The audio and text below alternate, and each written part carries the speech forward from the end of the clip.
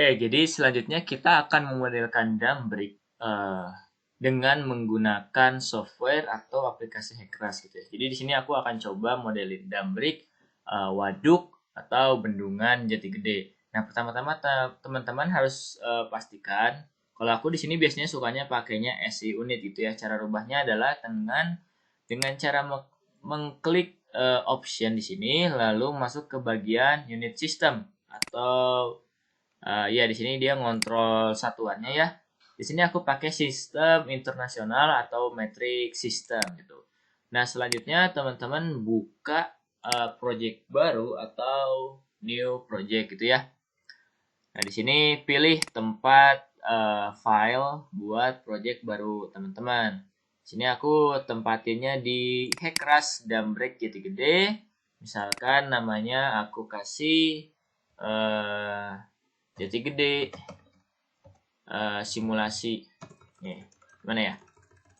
Dumbrik Jati Gede gitu ya. Oh, tapi ini udah ada ya Dumbrik Jati Gede gitu. Dumbrik Jati Gede 2 gitu ya. Oke. Nah, ini klik oke. Nah, selanjutnya teman-teman buka Rasmapper teman-teman ya. Caranya klik icon yang ada di sini.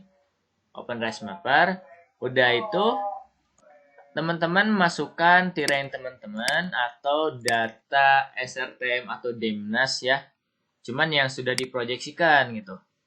Nah, di sini dia minta S3 projectionnya. Ini juga ini kan yang sebelumnya udah kita save ya koordinat UTM-nya. Di sini aku pakainya WGS 1984 UTM zone 49S ya. Extension filenya projection. Oke. Terus kita tambah tirennya. Ini aku juga udah buat tirennya yaitu layer Dumbrik.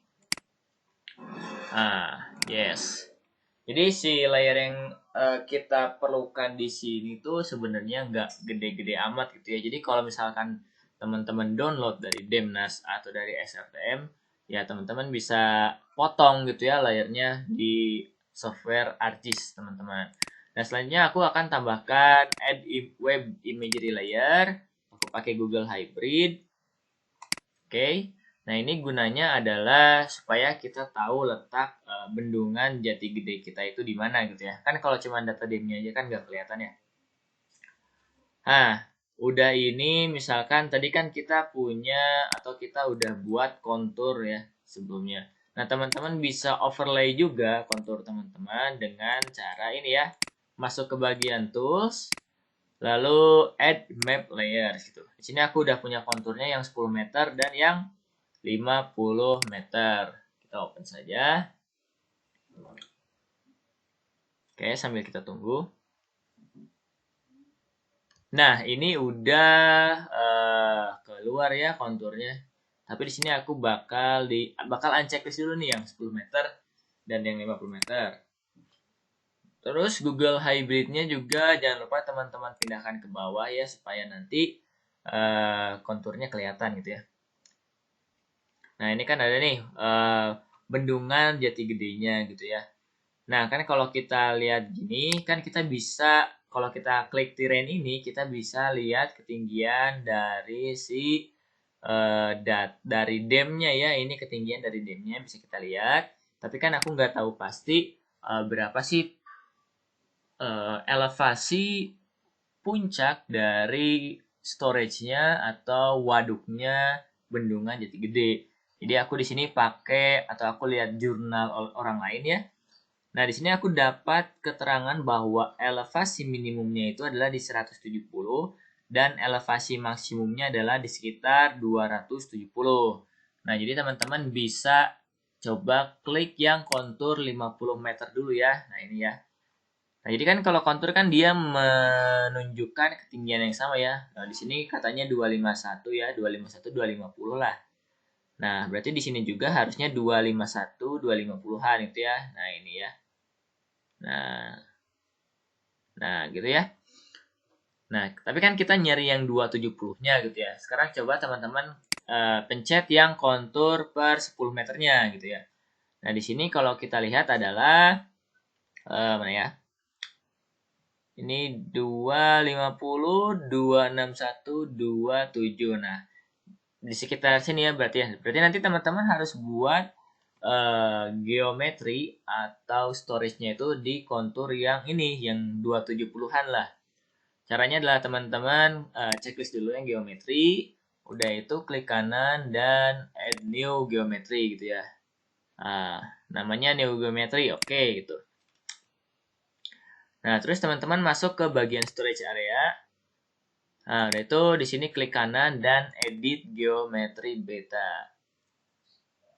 Nah, di sini aku akan buat si kurva, bukan kurva, tampungan dari waduk Jati Gede dengan ngikutin si kontur yang nilainya 270 ini ya. Nah, ini ya, tulisannya ngalangin ya. Nah, ini ya kita ikutin yang 270-nya. Cuman nanti ini kan ada bendungannya ya.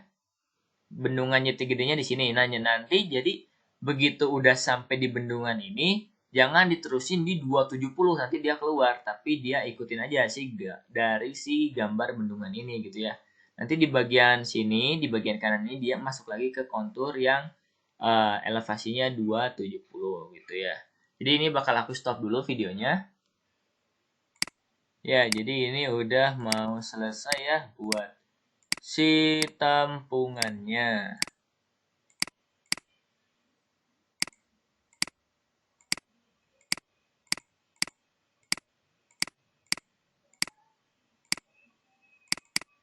Nah, ini misalnya aku kasih nama Waduk Jati Gede ya. Oke.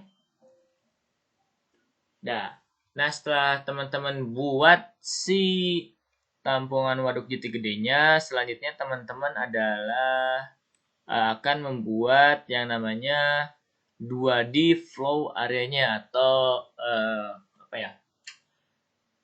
Area yang potensi bakal kebanjiran gitu ya. Nah, jadi tadi kita udah ngikutin yang 270-nya di sini ya, kecuali yang di posisi bendungan kita nggak ngikutin 270 lagi, soalnya kalau kita ngikutin dia bakal ke sana ya. Padahal tampungan kita ditahan sama bendungan ini. Cuman si bendungan ini tidak terdeteksi ketinggiannya. Oke. Ini aku majuin sedikit di sini ya. Jadi ini sebagai konektornya nanti ke 2D flow area. Selanjutnya teman-teman klik 2D flow area. Untuk yang storage areanya bisa di stop editing dulu gitu. Ini ya stop editing. Yes. Udah itu kita akan edit yang 2D flow areanya ya. Checklist yang perimeternya. Udah itu kita akan buat 2D flow areanya. Jadi kita si 2D flow area ini pasti dia bakal ngikutin sungai ya. Misalnya aku mau kasih 2D flow areanya posisinya di sini gitu ya. Dia bakal ngikutin sungai Cimanuk ini gitu. Jadi ya udah aku buat aja kayak gini gitu ya. Aku buat perimeternya dia ngikutin sungai Cimanuk ya, tapi agak dibesarin dikit supaya tahu banjirnya itu kemana aja. Sini ya.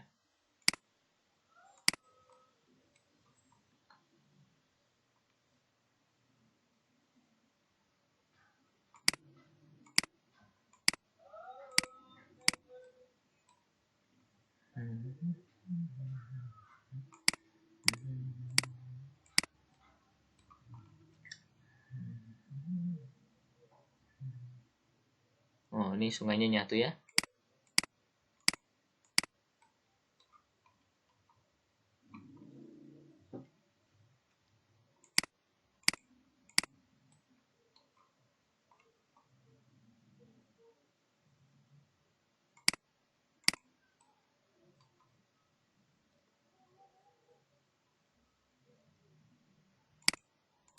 Kita besarkan saja ya. Nah, oh dia ke sini larinya.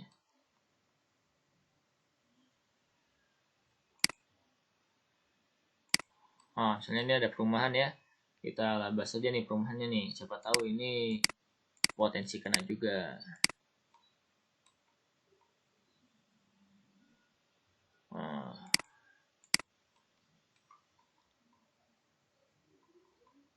Wah, sungainya besar ya. Oke, ini coba kita masukin perumahan ini.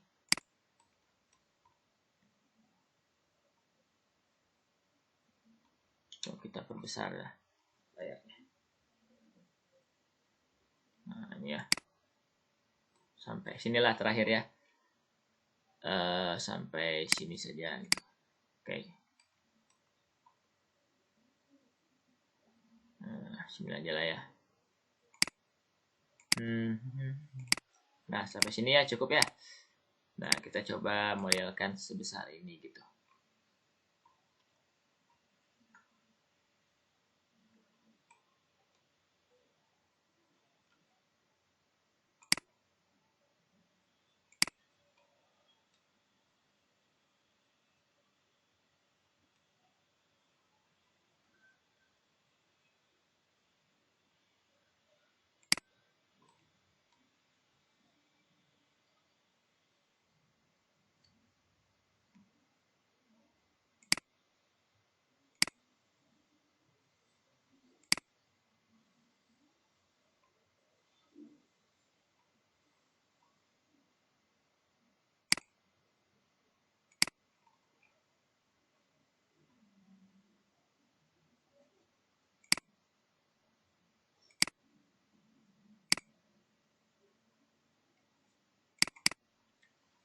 Oke, kita kasih nama misalnya 2D flow area gitu ya.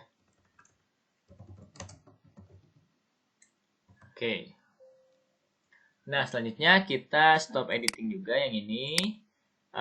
Do you want to save? Oke, klik yes. Nah, jadi sekarang kita sudah punya storage area dan 2D flow area-nya.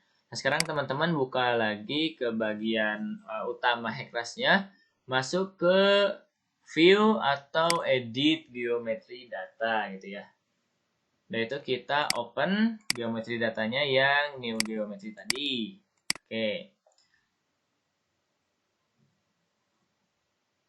Nah, jadi di sini kita udah punya waduk jati gedenya dan 2D flow area-nya. Sebenarnya teman-teman bisa juga gambar di sini nih waduknya atau 2D flow area-nya. Cuman aku lebih suka gambar di Rasmapper. Lebih gampang gitu ya. Sekarang coba kita lihat storage area-nya. Nah, elevasi tertingginya adalah ya, jadi ini harusnya sih 270 ya, cuman emang tadi gambarnya agak keluar-keluar dikit. Jadi ya 296 deh kenanya gitu ya. Nah, tampungannya itu sebesar 2 miliar ya, 2 miliar meter kubik. Sedangkan di sini oh ini ya, coba ya kalau di 272 tampungannya itu adalah 1,4 miliar gitu ya.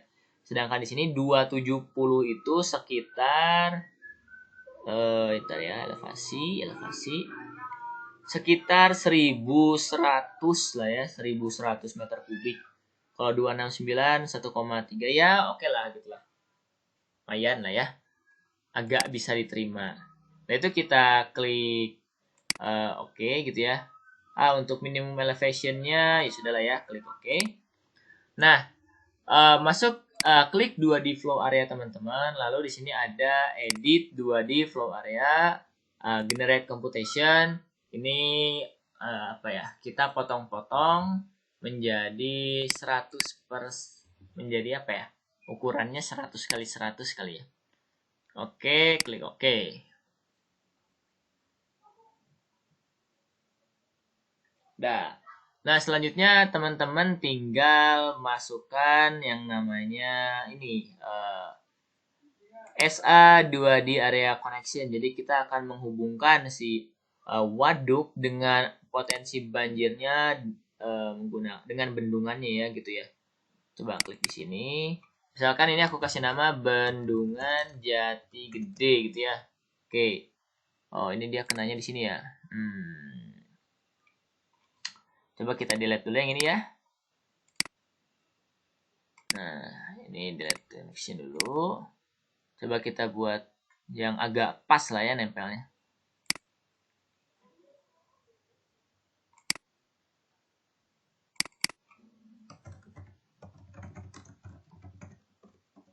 Ya, sama aja ya. Ntar ya. Ya sudahlah. Ini kayaknya kurang lurus jadi dia nempelnya nggak pas. Nah, selanjutnya teman-teman masuk ke bagian ini ya, bendungan jati gedenya. Caranya klik SA2 di area gitu ya. Nah, di sini kita bisa lihat apa ya? Nyambungnya kayak gimana gitu ya. Jadi dia di sini ini gambar topografi dari si terrain atau kontur atau tinggi rendahnya si posisi bendungan. Nah, sekarang kan kita mau masukin bendungan gitu. Makanya kita di sini ada klik where atau embankment. Ini ada where width-nya aku kasih 5 aja. Ini where width aku juga kurang tahu ya. Sebenarnya ini kalau bahasa Indonesianya mungkin lebar bendungan, tapi aku kurang paham juga. Nah, masukkan stasiun 0 di sini dan elevasinya itu kan 270 ya. Tadi kita tampungannya tuh di 270, berarti storage-nya juga kira-kira di 270 gitu ya. Station untuk di ujung sini dia ada di 116,98 ya, 116,98 gitu ya. Lihat dari center line-nya, elevasinya juga sama, masukin 270. Lalu klik OK gitu ya.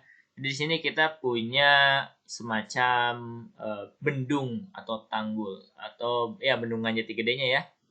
Nah, selanjutnya kita akan rencananya ini kan dam break gitu ya, bendungannya bakal runtuh. Nah, kita buat gimana sih tipe keruntuhannya gitu ya. Di sini aku akan masukin dia bridge di struktur. Center stationnya ada di kira-kira ya dia runtuh di station 40 lah gitu ya. 40. Final bottom width-nya kira-kira 5 meter ya, mungkin 5 meter. 10 lah, 10 meter. Final bottom elevation-nya di aku mau 215 deh gitu ya. 215 gitu di sini.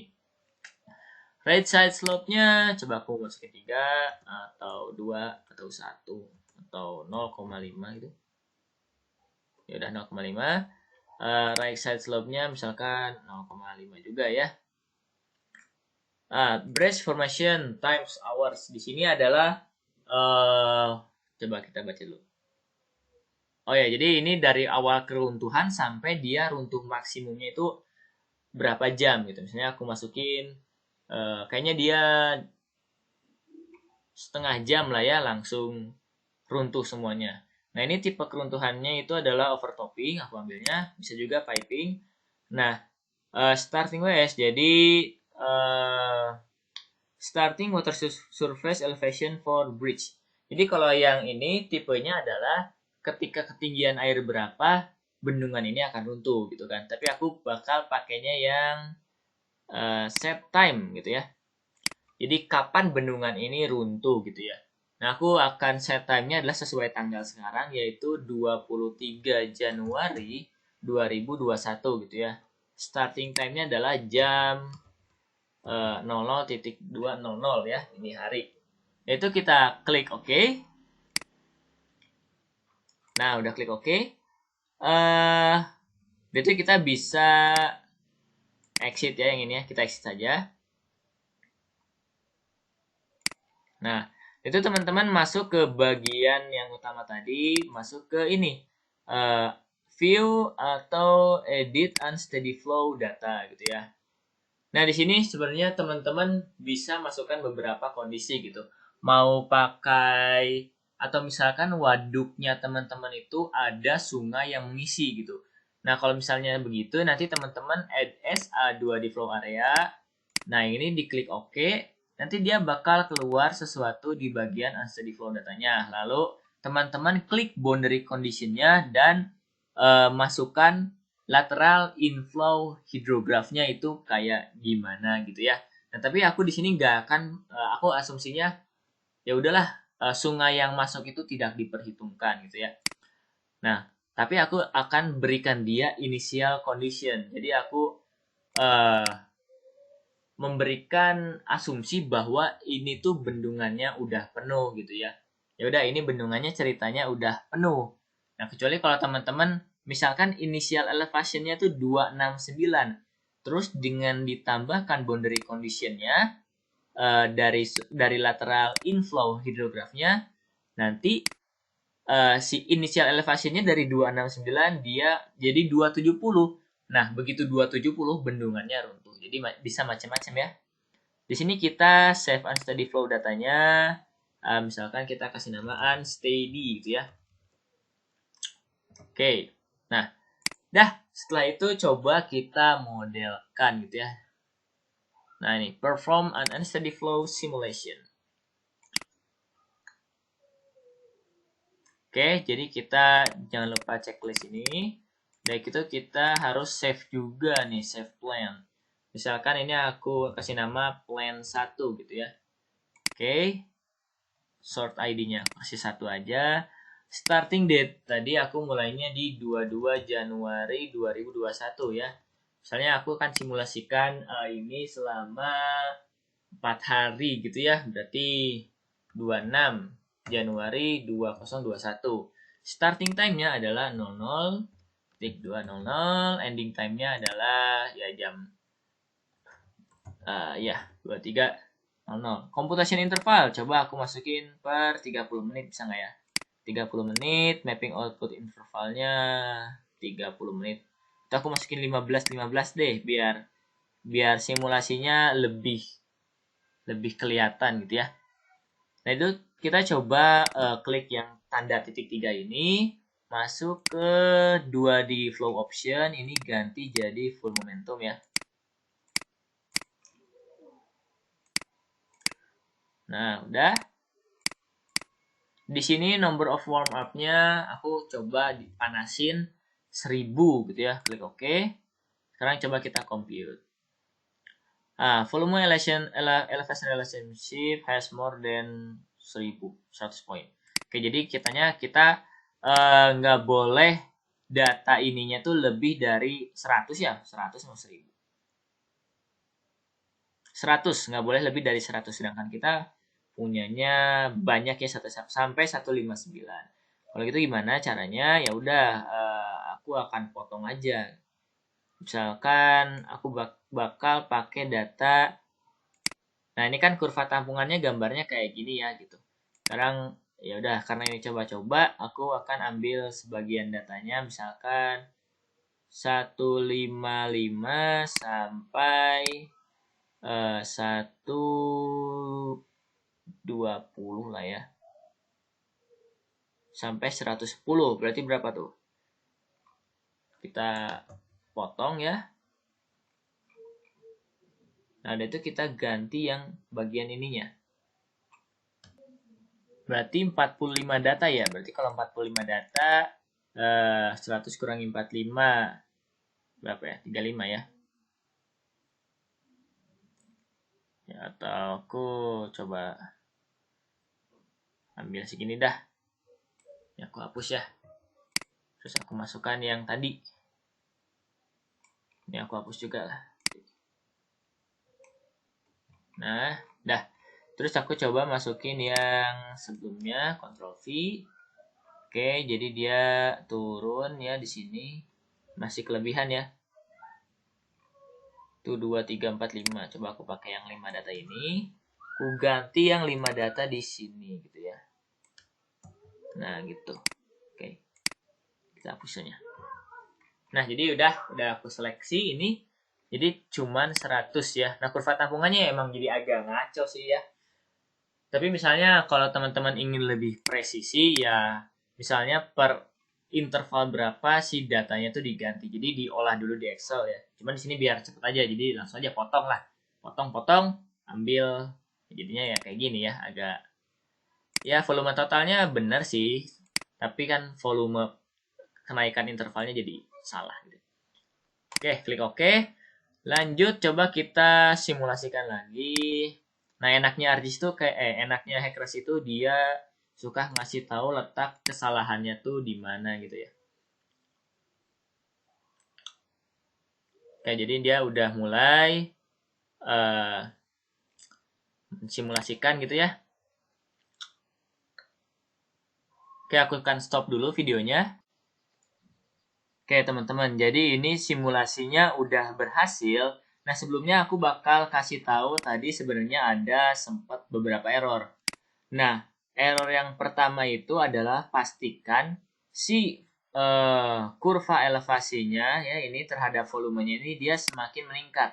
Jadi ini tadi elevasinya meningkat tapi volumenya nggak meningkat nih malah berkurang. Ini gara-gara tadi kopasnya mungkin kurang rapi gitu ya. Jadi ini dibenerin, si volumenya ini dipastikan dia harus naik gitu ya. Jadi itu yang pertama. Yang kedua ini aku tadi ubah si 2D flow areanya. Tadi kan ini ujungnya agak miring ya di sini. Jadi di sini aku lurusin aja. Terus aku buat ulang 2D flow areanya gitu ya. Ya samalah ukurannya sama kayak yang tadi nih bentuknya.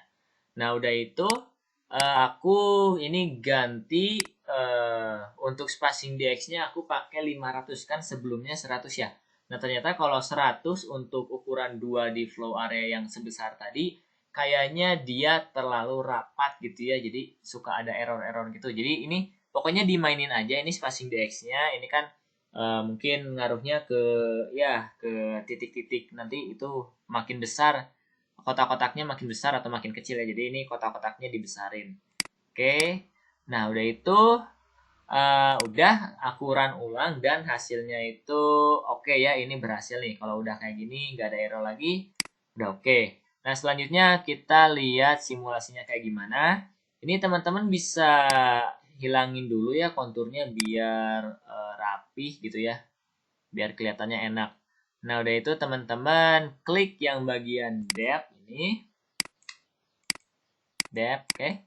Nah ini juga sebenarnya teman-teman bisa hilangkan si apa namanya perimeternya tapi nggak apa-apa. Aku coba nggak hilangin dulu ya.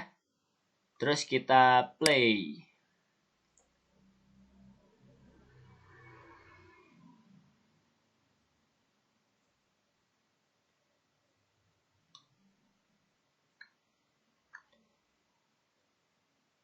Ya, jadi kira-kira kalau misalkan jati gede itu runtuh ya, mungkin dia bakalan dampaknya tuh kayak gini ya. Tapi ini tadi kan kurva elevasinya kurang pas gitu ya. Jadi ya agak agak nggak tepat juga sih sebenarnya. Nah, sekarang aku mau coba lihat waktu banjirnya itu besar banget gitu ya. Dia ngenain apa aja. Nah, ini ya. Ini bisa di hide juga dua di flow areanya gitu. Nah, ini kan tadi aku tidak masukin lateral inflow. Nah, otomatis waduk jati gedenya ini ya kosong gitu ya. Nggak ada sungai yang mengisi. Nah, ini akan lebih berbahaya lagi apabila kita tambahkan inflow dari sungai yang mengisi waduk ini. Jadi kalau kita lihat bagian-bagian yang terdampak itu ya. Ini Jatiwangi ya. Terus ini ada apa ini? Ini daerah apa ya? Kertajati. Kertajati.